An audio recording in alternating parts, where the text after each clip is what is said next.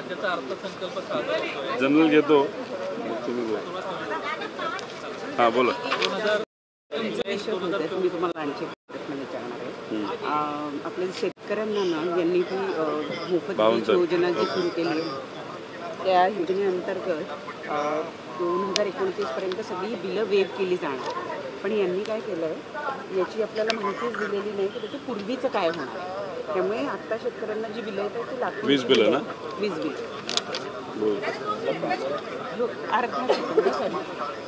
अर्धा सेकंद. दरेकर साहेब काय बोलले? 25 वर्षाचा विचार करा. हां विचारा. जुलै 2024चा अर्थसंकल्पामध्ये आज आले तर एकदम सकाळी पुन्हा अनेक योजना जाहीर झाल्या. आता मात्र आर्थिक शिस्त लागली पाहिजे अशा पद्धतीचे सातत्यानं वक्तव्य त्यांना पाहायला मिळत आहे. खरं तर लाडक्या बहिणीचे पैसे 2100 रुपये होतील अशी अपेक्षा आहे. काय वाटतं तुम्हाला आजच्या एकंदरीत अर्थसंकल्पाबाबत? एक तर आपण जर बघितलं तर गेल्या वेळेस म्हणजे 1 वर्षापूर्वी जे बजेट झालं होतं त्याचे फक्त 42% निधी हा वापरण्यात आलेला आहे. म्हणजे मोठा निधी म्हणजे ऑलमोस्ट 58% 58% निधी हा सरकारकडनं वापरला गेलेला नाही. त्याचा अर्थ सरकारकडे पैसा. आता आमच्या सगळ्यांची अपेक्षा एवढीच आहे की जेव्हा आपण राजकारण करतो, जेव्हा एखाद्या निवडणुकीला समोर जात असतो, आपण तिथं जे काय 1000, 2000, 10,000, 50,000 लोक आपल्यासमोर भाषण ऐकत असतात, नाहीतर टी व्हीवर एखादं वक्तव्य तुम्ही देता, ते टी व्हीवर नाहीतर बातम्याच्या माध्यमातून तुमचा आवाज तुमचे विषय जे लोकांपर्यंत जात असतात, तिथं दिलेला शब्द हा तितकाच महत्त्वाचा असतो. त्यामुळे या बजेटकडनं लोकांची अपेक्षा आहे, आमची अपेक्षा आहे की तुम्ही इलेक्शनच्या काळामध्ये जो जो शब्द तिथं दिला होता तो शब्द आजच्या बजेटमध्ये तुम्हाला खरा करावा लागेल. ज्याच्यामध्ये शेती विषयाच्या बाबतीत तुम्ही बोलला होता, मोठ्या आवाजात बोलला होता, शेतकऱ्यांनी तुमच्यावर विश्वास ठेवला की तुम्ही कर्जमाफी करणार. त्यामुळे आजच्या बजेटमध्ये सुरुवातीलाच आम्ही शेतकऱ्यांची कर्जमाफी करत आहोत आणि ते आत्तापासून करत आहोत. जे रेग्युलर आहेत आणि जे नॉन रेग्युलर आहेत असा विषय या सरकारच्या माध्यमातून घेण्यात यावा असं इथं आम्ही सरकारला विनंती करतो. त्याच्याचबरोबर सरकारने सांगितलं होतं आम्ही भावांतर योजना आणतो. म्हणजे जर भाव पडले, जसं सोयाबीनचे आत्ता भाव पडले, 4000 कोटीचं शेतकऱ्याचं नुकसान झालं तर 4000 कोटी सरकार देणार होतं. तसंच कांद्याच्या बाबतीतला विषय, कपाशीच्या बाबतीतला, तुरीच्या बाबतीतला 50,000 कोटी रुपयाची भावांतर योजना ही सरकारला आणावी लागेल. जो शब्द होता पक्षांतरच्या बाबतीत खूप ऐकलं, आता भावांतर हा शब्द या बजेटमध्ये येण्याची तिथं जरूरत आहे. महिलांच्या बाबतीत लाडकी बहीण योजनेला जे 1500 रुपये तुम्ही देता, इलेक्शनच्या काळामध्ये ॲडव्हान्समध्ये देत होता, आता तुम्ही म्हणत आहात की कदाचित आम्ही वाढवणार नाही. पण आजच्या बजेटमध्ये आमच्या सगळ्या लाडक्या बहिणींची अपेक्षा आहे 2100 रुपये या महिन्यापासून तुम्ही लाडक्या बहिणींना तिथं योजनेच्या माध्यमातून देणार. आणि ज्या ज्या बहिणींना तुम्ही तिथं कमी केली नावं ती न करता त्यांना तसंच सातत्याने चालू ठेवाल अशी अपेक्षा करतो. महिला सुरक्षेचा विषय तुम्ही घेत आहात. युवकांच्या बाबतीत तुम्ही बेरोजगारी भत्ता देणार होता, बेरोजगारी तुमच्या काळामध्ये वाढली. आता या युवांना तिथं बेरोजगारीचा भत्ता हे सरकारकडनं तिथं देण्याची जरूरत आहे. पदभरती ही 2 लाखापर्यंत तुम्ही तिथं करणार सर्व विभागामध्ये असा शब्द दिला होता. त्याच्याबद्दल सुद्धा त्या ठिकाणी सरकारकडनं काही ना काहीतरी येण्याची जरूरत आहे. पुण्यश्लोक अहिल्यादेवी होळकरांची 300वी जयंती येते, ती दिमाख्यात झाली पाहिजे. माझ्या मतदारसंघामध्ये चोंडी या गावामध्ये एवढ्या महान व्यक्तीचा तिथं जन्म झाला आणि त्यांची 300वी जयंती खूप पराक्रमी, महापराक्रमी अशा त्या होत्या. त्यामुळे ही जयंती साजरी करत असताना मोठी व्हावी. जेव्हा जयंती असेल 31 तारखेला तेव्हा त्या ठिकाणी तिथं पंतप्रधानांना आणावं, सगळ्या पक्षाच्या आमदारांना नेत्यांना तिथं बोलवून एकदम मोठी जयंती आणि एक मोठ्या वर्षभरात तुम्ही काय काय करणार आहात जे सकारात्मक आहे, त्यांनी बांधलेल्या ज्या वास्तू आहेत त्याला पुनर्जीवित करणं असेल, अशा बऱ्याच काय गोष्टी, त्याची एक योजना ही मंजूर व्हावी. आणि असे बरेच विषय त्या ठिकाणी आम्ही सर्वजण घेणार आहोत. आम्ही आत्ता काहीच बोलत नाही, पण जर सत्तेतले काही लोक, जसं मगाशी तुम्ही सांगितलं दरेकर साहेब इथं येऊन गेले, ते म्हणाले की 25 वर्षाचा विचार केला जाईल, 15 वर्षाचा विचार केला जाईल. अहो असं जर तुम्ही बोलत आजचं बजेट जर फुसकं बजेट करणार असाल, लोकांना तुम्ही काही देणार नसाल, तर मग 50 वर्ष तुम्ही थांबा ना. म्हणजे एक पिढी तशीच वाया जाईल, याच्यासाठी तुम्ही थांबणार असाल आणि अजून थोडा वेळ थांबू असं चालणार नाही. दिलेला शब्द हा पूर्ण करावाच लागेल. आणि आज काय पद्धतीचं बजेट अजितदादा 2 वाजता मांडतायत हे बघावं लागेल आणि त्यानंतर नक्कीच याच्या खोलात जाऊन अजून काय सरकार कुठं कुठं कमी पडलंय आणि कसा त्यांनी शब्द वळवलाय हे आम्ही तिथं नक्कीच सांगू. 2 लाख कोटींची वित्तीय तूट आहे, कसं पाहता याकडे? कारण 8 लाख कोटीपेक्षा अधिक कर्जाचा बोजा असताना आणखी किती कर्ज काढणार हा सुद्धा मुद्दा. बघा, विषय असा आहे की कर्ज कशासाठी काढताय तुम्ही? कर्ज MSRDC साठी काढलं, MSIDC साठी काढलं, तुम्ही कर्ज हे आरोग्यासाठी काढलं. आपण ह्या सगळ्या विषयामध्ये 60-70 हजार कोटीचा भ्रष्टाचार झालाय. तर तुम्हाला पैसा खाता येईल, जिथं तुम्ही तुमची घरी भरता येतील, जिथं तुम्हाला नेत्याला विकत घेण्यासाठी, आमदाराला विकत देण्यासाठी पैसा मिळेल, यासाठी तुम्ही नक्कीच पैसा खर्च केलाय. आपण 42% जर तुम्ही निधी खर्च करत असाल फक्त आणि 58% तुम्ही करत नसाल तर पैसा फक्त जिथं कमिशन मिळतं तुम्ही काढला, बाकी तसाच ठेवला. लोन जे तुम्ही काढलं हे लोकांच्या हितासाठी, महाराष्ट्राच्या भवितव्यासाठी न करता फक्त इलेक्शन समोर जात असताना हजारो कोटी तुम्हाला मिळावेत यासाठी लोन काढलं असं कुठेतरी आपल्याला म्हणावं लागेल. बळीराजासाठी जी बळीराजा मोफत वीज योजना सुरू होती त्या योजनेचा मध्ये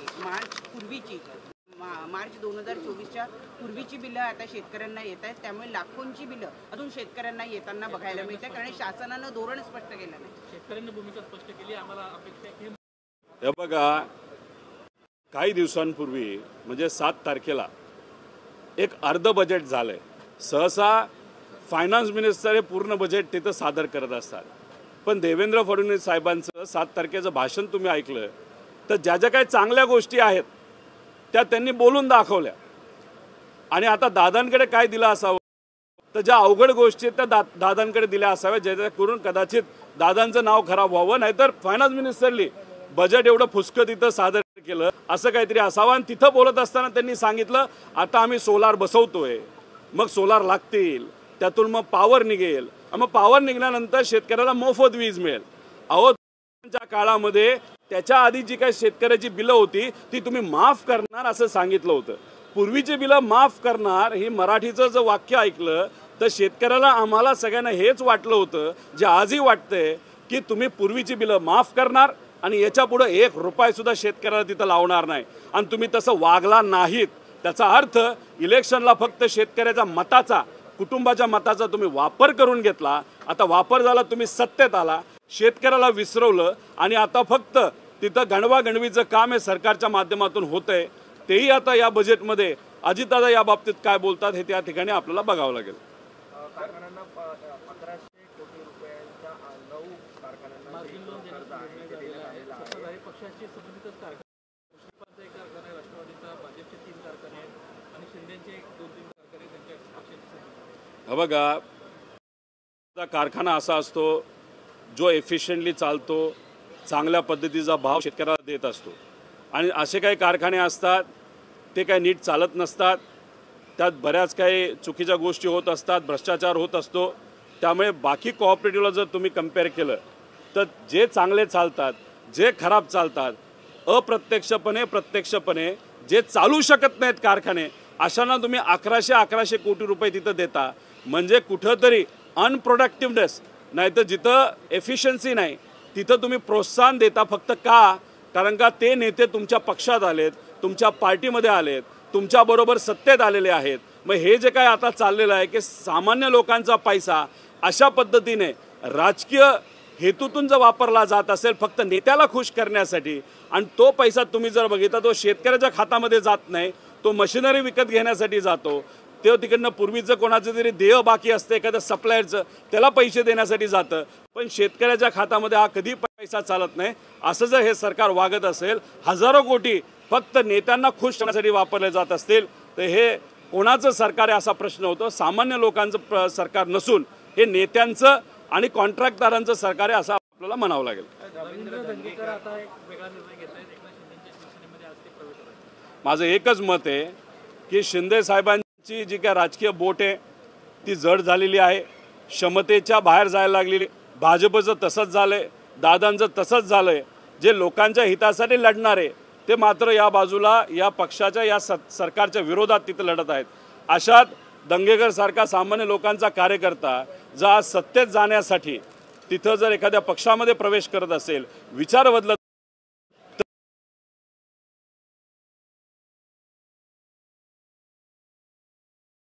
होईल असं माझ्यासारख्याला वाटतं. जोपर्यंत निर्णय होत नाही तोपर्यंत याच्या खोलात जाऊन आपल्याला काय सांगता येणार नाही.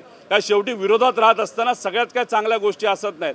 माझ्या कारखान्यावर आता कारवाई सुरू आहेत, माझ्या विरोधात तिथं कारवाई सुरू आहेत, बरंच काय माझ्या विरोधात तिथं चाललंय. पण शेवटी विचाराला पक्क राहणं पण तितकंच महत्त्वाचं. काय राजकारण हे 3-4 वर्षात जरी आपण करत नसतो पण पुढच्या 30-40 वर्षासाठी करत असतो. त्यामुळे माझी विनंती आहे दंगेकर साहेबांना की तुम्ही थोडंसं विचाराकडे थोडं बघा, संघर्षाची भूमिका ठेवा. पुढचा काळ हा विचाराचा आहे, चांगल्या लोकांचा आहे, त्यात तुमचं नाव नक्कीच अभिमानाने आम्ही सर्वजण घेऊ. पण आज फक्त सत्तेत जाण्यासाठी आपण नाराज आहो हे दाखवण्यासाठी तुम्ही जो विचार बदलत असाल तर मग उद्या जाऊन लोकसुद्धा आपल्या पाठीशी राहणार नाही. याची दक्षता, याचा विचार हा दंगेकर साहेबांनी करावा अशी विनंती इथं करतो. काही दिवसांपूर्वी तुम्ही देखील अभयच्या नावासाठी उत्तर प्रदेश गेल्याचं पाहायला मिळालं होतं. आता राज ठाकरेंना त्याच्यावरून ज्या पद्धतीने टीका केली तर किल्ले उडवले त्यांनी गंगेच्या स्वच्छतेवरून. हे बघा, महाकुंभला जाणं, एखाद्या मंदिरात जाणं, दर्शन घेणं, एखादा सप्ताह असू द्या नाही तर कुठेही धार्मिक नाही तर आध्यात्मिक कार्यक्रम असेल, जर एखादा व्यक्ती जात असेल तिथं दर्शन घेत असेल तर ती आपल्या सर्वांची धार्मिकता झाली आणि आपण सगळेजण जपतो. महाकुंभला तुम्ही जर बघितलं तर 30 कोटीच्या आसपास लोक तिथं गेलेली होते. धार्मिकता जपत, राजकारण बाजूला ठेव, तो व्यक्तिगत विषय आहे. आणि जी काय धार्मिक परंपरा आहे आपली हजारो वर्षापूर्वीची आहे, ज्याला आपण हिंदू परंपरा म्हणतो, ती जपण्यासाठी आम्ही सर्व गेलो होतो. आता याच्यामध्ये धार्मिकता आणि धर्म अंधता याच्यामध्ये फरक आहे. आता तिथं गेल्यानंतर मला जे काय मिळालं, एक तिथं सॅटिस्फॅक्शन मिळालं, मी तिथं होतो, मला दर्शन घेता आलं, याचा एक अभिमान आणि एक सॅटिस्फॅक्शन माझ्यासारख्याला आहे. पण दुसरी गोष्ट, तिथं गेल्यानंतर आज जे राज ठाकरे साहेब बोलत आहेत की तिथं पॉल्युशनचा विषय, म्हणजे पाणी हे पॉल्युशनच्या कारणांमुळे, म्हणजे ज्याच्यामध्ये फॅक्टरीचं पॉल्युशन असेल, शेतीतून जे पाणी येतं त्याचं पॉल्युशन असेल, नाहीतर तिथं योग्य पद्धतीचं नियोजन नसल्यामुळे पाणी क्वालिटी आपण जर बघितली तर राज ठाकरे साहेब म्हणतात तशी ती क्वालिटी चांगली नव्हती. त्यामुळे राज ठाकरे साहेब कुठल्या भूमिकेतून बोलत होते हे मला सांगता येणार नाही. पण मी बोलत असताना तिथं जाणं, एखाद्या धार्मिक कार्यक्रमाबद्दल नकारात्मक बोललं हे चालत नाही. पण तिथं जर येणाऱ्या लोकांना पाणी खराब असल्यामुळे थोडी का होईना अडचण जर सोसावी लागत असेल तर मग कुठंतरी मला असं वाटतं की त्या बाबतीतला विचार हा सत्तेतल्या लोकांनी करण्यात यावा. कारण का मा गंगा ही जी नदी आहे तिला स्वच्छ करण्यासाठी हजारो कोटी आत्तापर्यंत खर्च झाला, पण तो हजारो कोटी जर तिथं आपली नदी, पवित्र नदी स्वच्छ होत नसेल तर पैसा गेला कुठं, असा प्रश्न कदाचित राज ठाकरे भाऊंना तिथं करावा लागत असेल. जशी परिस्थिती तिथं माता गंगाची आहे तशीच परिस्थिती माता इंद्रायणीची आहे.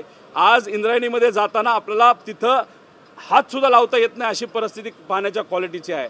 त्यामुळे पोल्युशनच्या बाबतीत राज ठाकरे साहेब खरं बोलले. पण माझी एकच विनंती आहे, बोलत असताना कुठेतरी धार्मिक भावना कोणाच्या दुखू नये याची दक्षता सर्व लोकांनी तिथं घ्यावी. आणि हे जे काही सरकार आहे हे धार्मिकतेला महत्त्व देणारं सरकार नाही, उलट फक्त धर्माचा वापर, धर्म अंधता याच्या माध्यमातून राजकारणासाठी करणारं हे सरकार आहे. म्हणून या सरकारच्या काळामध्ये न इंद्रायणी स्वच्छ झाली, न इतर नद्या स्वच्छ झाल्या. त्याच्याचबरोबर मंदिराच्या बाबतीत या सरकारने जे जे काही शब्द दिले होते त्याच्यात जर तुम्ही आकडेवारी काढली, मंदिराला निधी मोठा दिला आहे पण खर्च 1 रुपया तिथं झालेला नाही. त्यामुळे या सरकारच्या बाबतीत बोलायचं झालं तर हे धर्म अंधचा प्रोत्साहन देणारं हे सरकार आहे असं आपल्याला म्हणावं लागेल. बारामतीमध्ये काल एक मोठा गंगाजल वाटप केलेलं होतं तुमच्या सुहृदांना, सहकाऱ्यांना. तुम्हाला सुद्धा असाच अनुभव आला होता जेव्हा गंगाजल वाटप करत होते? कारण बाळनांदगावकर सुद्धा तसंच जल घेऊन गेले. मी जेव्हा तिथं गेलो होतो, मी स्वतः तिथं पवित्र स्नान केलं. तिथून मी काही लोकांना सांगून मी स्वतःसुद्धा, तुम्ही जर बघितलं असेल तर तिथून गंगाजल आणलं होतं. पण गंगाजल आणल्यानंतर पाण्याची जी काय क्वालिटी होती, क्वालिटी म्हणजे मी पोल्युशनच्या अँगली नाही तर स्वच्छतेच्या बाबतीत, ती खूप चांगल्या क्वालिटीची नव्हती. त्यामुळे जे काय हजारो लिटर मी गंगाजल इथं आणलं, गंगाजलपेक्षा गंगाजल आणि 3 नद्यांचं पवित्र ते जल होतं. इथं येऊन मलासुद्धा ते स्वच्छ करावं लागलं, म्हणजे ते फिल्टर करावं लागलं. काय शेवटी त्या पाण्यातले जे पवित्र कण असतात, नाही ती पवित्र शक्ती असते ती काय फिल्ट्रेशनली कमी होत नाही. पण ते पवित्र जल जे मी त्या ठिकाणी स्वच्छ केलं ते मी हजारो लोकांपर्यंत माझ्या मतदारसंघामध्ये सुद्धा बाहेर सुद्धा तिथं दिलं होतं. मी चांगल्या भावनेतून दिलं, माझ्या विरोधकाला सुद्धा दिलं. त्यात मी भावना कोणाला काय वाटलं माझ्याबद्दल टीकासुद्धा करण्यात आल्या, पण मी एका चांगल्या भावनेतून केल्यामुळे त्या टीकेला मी काय जास्त महत्त्व दिलं नाही. कारण टीका करणारे त्यांना तेवढंच जमतं, त्यांना लांबचा विचार जमत नाही, ते धर्म अंध असतात, त्यांना धार्मिकतेचं महत्त्व माहीत नसतं. त्यामुळे मला असा अनुभव आत्ता तरी आला नाही. फक्त टी व्हीवर काही लोकांनी आणि व्यक्तिगत लेवलला माझ्यावर टीका केला, त्याच्या पलीकडे काही झालं नाही. पण त्यांना जे काय करायचं करा, टीका करणारे करत असतात, आम्ही मात्र त्यातून प्रेरणा घेत असतो, एवढंच या ठिकाणी सांगतो. बारामतीत काल सर्वपक्षीय मोर्चा पार पडला, त्याच्यामध्ये देशमुखनं जी भूमिका मांडली त्याकडे तुम्ही कसं बघता? की स्पष्टपणे म्हटलं की अजित पवारांच्या पक्षातील एक आमदार आहे, त्यांच्यामुळे हे राज्य नसेल चालेल, त्याला तुम्ही पाठीशी घालू नका अशी अजित पवारांना त्यांना विनंती केली आपल्याला पाहायला मिळाली. सर्वसामान्यांचं बीडमध्ये ज्या काही गोष्टी घडल्या नाही, परभणी म्हणजे देशमुख परिवाराला न्याय मिळावा यासाठी अख्खा महाराष्ट्र लढत आहे. तसंच सूर्यवंशी परिवाराला न्याय मिळण्यासाठी सगळा महाराष्ट्र त्या ठिकाणी लढत आहेत.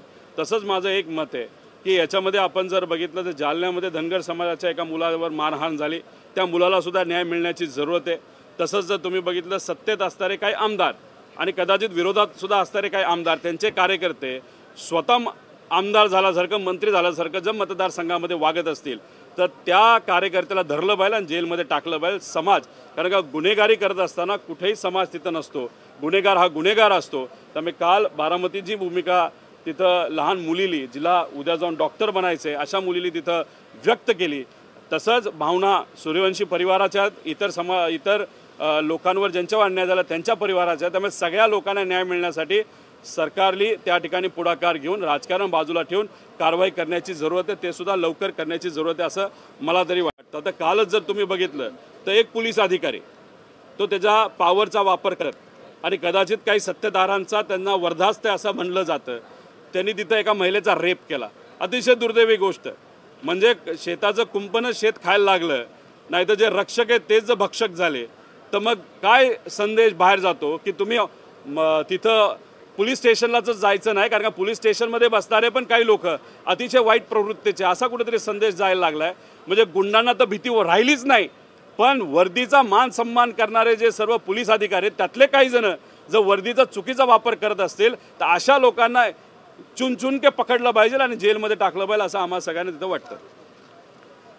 याच्यामध्ये महाराष्ट्राचे सर्व जागृत पत्रकार, आजपर्यंत म्हणलं जातं की दिल्लीतील मीडिया ही मॅनेज झाली, पण महाराष्ट्रामध्ये असणारी जी मीडिया आहे ज्याच्यामध्ये काही मराठी पत्रकार आहेत, तुमच्यासारखे हुशार विचाराला पक्के असणारे लोक आहेत, काही हिंदी पत्रकारसुद्धा आहेत. नेहमी तुम्ही सकारात्मक भूमिका बाजू ही घेत असता, सामान्य लोकांची असू द्या, सरकारच्या विरोधातली असू द्या, विरोधकांच्या विरोधातली असू द्या, पण तुम्ही नेहमी आवाज म्हणून त्या ठिकाणी लढत असता. मी आपल्या सर्वांना विनंती करतो की तुषार खरात नावाचा जो पत्रकार आहे तो तुमच्यातलाच एक आहे. ठीक आहे, तुमच्यातले काही जण मोठ्या चॅनलचे असतील, त्यांचा एक छोटासा चॅनल आहे, पण पत्रकार हा पत्रकार असतो. अशा पत्रकाराने गेल्या 1 वर्षभरात, 2 वर्षात, 5 वर्षामध्ये एका नेत्याच्या विरोधात नाही तर राजकीय व्यक्तीच्या विरोधात आवाज उठवला. त्याच्यामध्ये महिलेचा आवाज बनून तिथं त्यांनी आवाज उठवला असेल. तसंच करोनाच्या काळामध्ये बोगस बिले वसूल करण्याचं प्रकरण हे पुढे आणलं. मृत व्यक्तींच्या नावाने महात्मा फुले जन आरोग्य योजनेच्या माध्यमातून बिलं उगाचच फुकटात तिथं काढून भ्रष्टाचार जर तिथं झाला असेल, बोगस व्यक्ती दाखवून भिसे जमीन हडपल्याचा प्रकार असेल, असे विविध प्रकार ज्या पत्रकाराने तुषार खरात नावाच्या पत्रकाराने, एक ओबीसी समाजाचा एक चांगला पत्रकार, धनगर समाजाच्या लोकांच्या जमिनी काही लोकांनी हडपल्या त्याच्या विरोधात आवाज म्हणून लढणारा हा तुषार खरात, याच्यावर आज अन्याय होत असेल तर तुम्ही सुद्धा त्याच्याबरोबर राहावं अशी विनंती इथं करतो. अनेक खोटे गुन्हे त्याच्या विरोधात होण्याची शक्यता आहे. कालसुद्धा एक गुन्हा झाला की मंत्र्याच्या विरोधात त्यांनी तिथं आवाज उठवला. आता मंत्र्याची जर एवढी ताकद असेल, सरकारची एवढी ताकद असेल तर तिथं देशमुख परिवाराला न्याय मिळत नाही, सूर्यवंशी परिवाराला न्याय मिळत नाही. एक धनगर समाजाच्या जालन्यामध्ये साधा सामान्य कुटुंबातला मुलगा त्याच्यावर अन्याय झाला, तिथं त्याला न्याय मिळत नाही. अनेक ओबीसी समाजाच्या मुलांमुलींवर तिथं अत्याचार झाला, त्यांना न्याय मिळत नाही. फक्त मंत्र्याच्या विरोधात बोललं आणि ते सुद्धा पत्रकार परिषदेत बोललं म्हणून एका पत्रकाराला उचलायचं आणि जेलमध्ये टाकायचं. आणि आता जर तुम्ही बघाल आज नाही तर उद्या त्याच्या विरोधात अनेक जुने आणि खोटे गुन्हे सुद्धा लागू होतील. त्यामुळे कृपा करून मी आपल्या सर्वांना विनंती करतो, आम्ही त्याच्याबरोबर आहोत. त्याच्या व्यक्तिगत जीवनामध्ये काय हा विषय दुसरा, पण महत्त्वाचं काय की जे मुद्दे जे टाकलेत मांडलेत आत्तापर्यंत ते सामान्य लोकांच्या बाजूचे आहेत. त्यासाठी आम्ही लढणार आहोत. त्याला लागणारं जे काही वकील असतील, जी कुठली मदत असेल ती नक्कीच त्याला त्या विषयाच्या बाबतीत लोकांच्या बाजूने लढण्याच्या कारणांमुळे आम्ही तिथं देणार आहोत. पण तुम्ही मीडिया म्हणून सुद्धा त्या पत्रकाराच्या पाठीमागे राहावं अशी विनंती या ठिकाणी मी मनापासून तिथं करतो. धन्यवाद. सुरेश दास यांनी धनंजय मुंडे यांच्या आईचं नाव घेतल्यामुळे धनंजय मुंडे अतिशय उद्विग्न झालेले आहेत. त्यांनी असं म्हटलेलं आहे की या संपूर्ण प्रकरणामध्ये माझ्या आईचं काहीच कारण नाही. माझं एकच मत आहे, जी व्यक्ती राजकारणात आहे त्याच्यावर आपण जास्त बोलूया. कुठल्याही व्यक्तीच्या आईबद्दल बहिणीबद्दल जर शासनाला कुठलं नुकसान होत नसेल तर उगाच त्यांच्याबद्दल बोलून कुठं राजकीय भांडवल जर कुणी करत असेल तर मी त्या विषयाच्या बाबतीत आईचं नाव घेऊन एक मुलगा कुणी असू तो नाराजच त्या ठिकाणी होणार. त्यामुळे सर्व राज्यकर्त्यांना मी विनंती करतो, कृपा करून राजकारणामध्ये लढत असताना कुटुंबाला फक्त ओढू नये. राजकीय व्यक्ती जो आहे जो त्या ठिकाणी चुका करतो त्याच्याबद्दलच बोलावं, पण कृपा करून कुटुंबाला राजकारणामध्ये या दुर्दैवाने असं बोलावं लागतं आहे या राजकीय चिखलामध्ये परिवाराला फक्त कुणी ओढू नये अशी विनंती इथं मी सुद्धा एक विरोधी पक्षातला आमदार म्हणून त्या ठिकाणी करतो. अंजली दमानिया सातत्याने धनंजय मुंडेंवरती आरोप करतात, अनेक पुरावे दाखल आणि पुरावे सुद्धा दिले, मात्र धनंजय मुंडेंवरती कारवाई होत नाही.